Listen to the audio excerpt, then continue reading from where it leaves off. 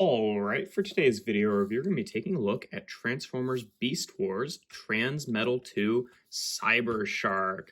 This is a decent figure, all things considered. Obviously, it turns into a nice Transmetal 2 shark here with all that nice asymmetrical kind of techie detail all over it, and the nice chrome, which thankfully has held up fairly well on mine. Now, something I've never really liked about this figure is the sort of like perpetual turning pose that it's in, where, you know, there's no posability here. He's just like permanently in this pose where he's kind of bending over a curve or whatever.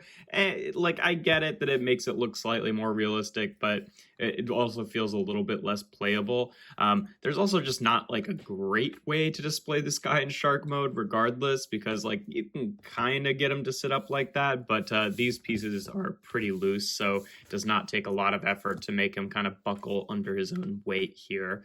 Now, in terms of accessories, he does come with a gun, which is stored on the inside of his mouth in shark mode, which you can kind of deploy like that. Granted, you can't actually like have the missiles inside it. I only have one of the two missiles anymore in shark mode because, you know, the way that they stick out the back kind of bumps into the heels. If you just have one of them in there, you can kind of get it. Like, you can get it in there, but it's, you know, it does kind of jam things up. So you're really not supposed to have the missiles there in this mode, unfortunately, which means that they don't really have a great place to go, but whatever. Yeah, in terms of features in this mode, he has this kind of interesting thing going on where he's got this little dial back here, and then he's got this button that one of his arms are tabbed into. And if you push that up like this, that kind of unlocks this mechanism so that when you turn this wheel, it rotates around the tail. Again, this is really more meant for robot mode, but it's not totally covered up in shark mode since they have like a little dedicated slot for it. So you are supposed to be able to use it here as well. And then like if you compress this button back up, notionally that's supposed to kind of like lock it in place. Sometimes I find that it can still kind of go, but it seems to have pretty much worked that time. It's a little weird that that's also the tab that the hand plugs into, but whatever. In terms of articulation in this mode, you know, the tail can do that. The fins here are just pegged in, so they're on little swivels, so you can kind of rotate them around like that. And then the jaw, it can't be any more closed than this. You can open it up a lot more, but I think it looks a little bit ridiculous. So mostly it's just kind of in that static pose there. But yeah, no, it's a decent looking shark mode. I just kind of wish it wasn't in this like perpetual turning pose. I think it would have been better if it was just a little more straightened out. This guy, I also, you know, in terms of who Cybershark is, I tend to think of this mold, this version of Cybershark, more as just like the Skybite mold rather than, you know, Cybershark, who I tend to give, like, my preferred Cybershark is the original one, that's the hammerhead, just to differentiate them a little bit. But either way, it's this is where the mold originates, even if it's kind of more famously used as a Skybite from RID 2001.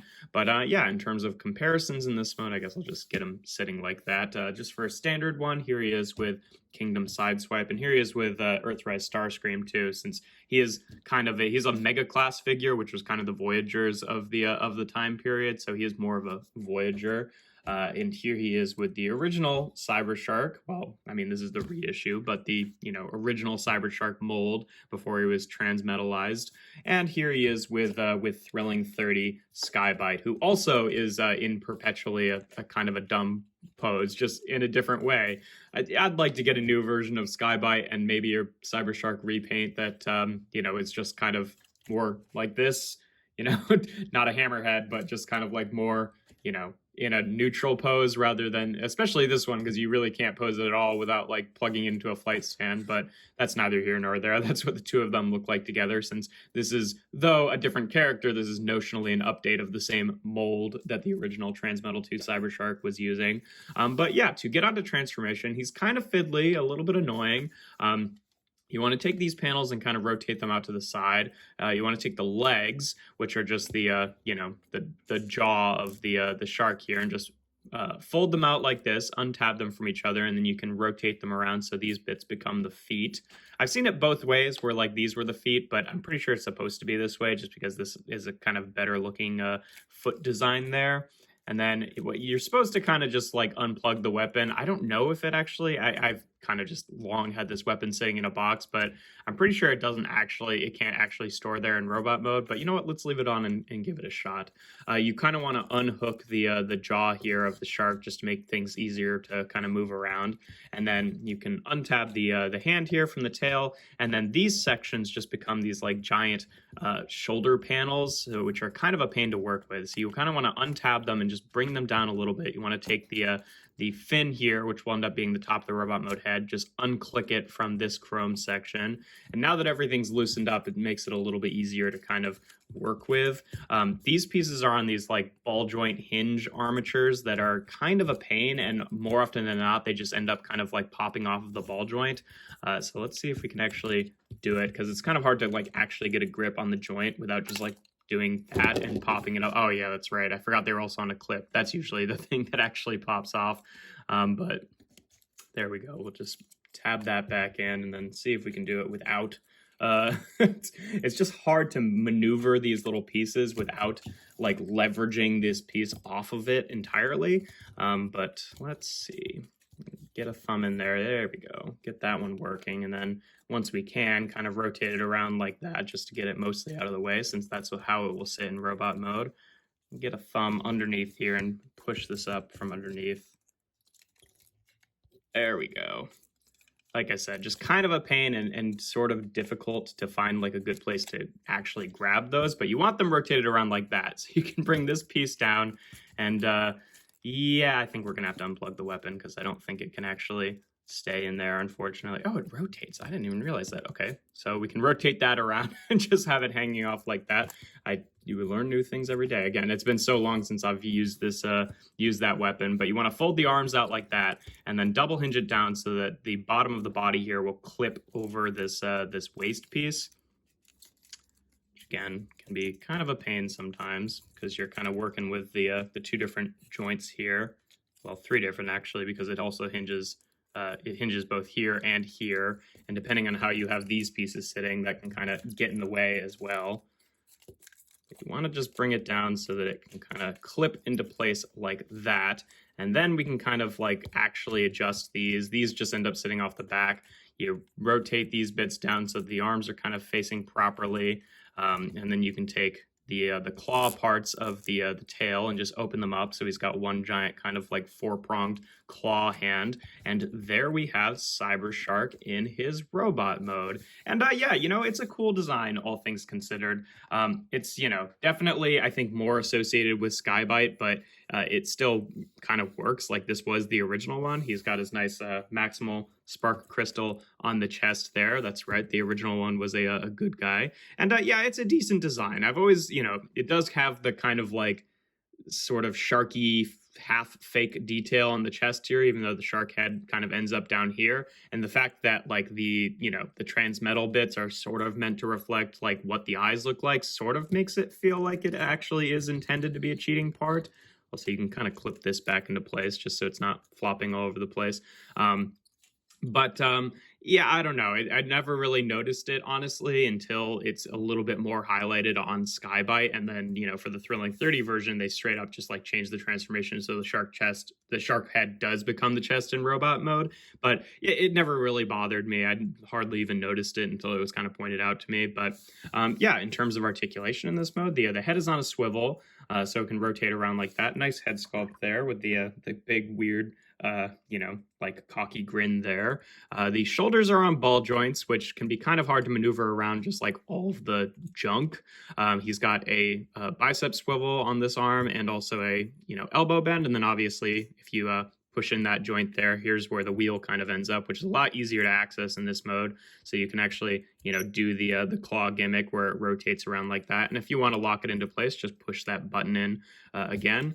For this arm, it's got a shoulder ball joint, though the shoulder is a bit bigger, so it bumps in even a little bit more. And then he does have a ball joint at the elbow, but unfortunately, it's kind of, you know, like permanently in this gorilla pose.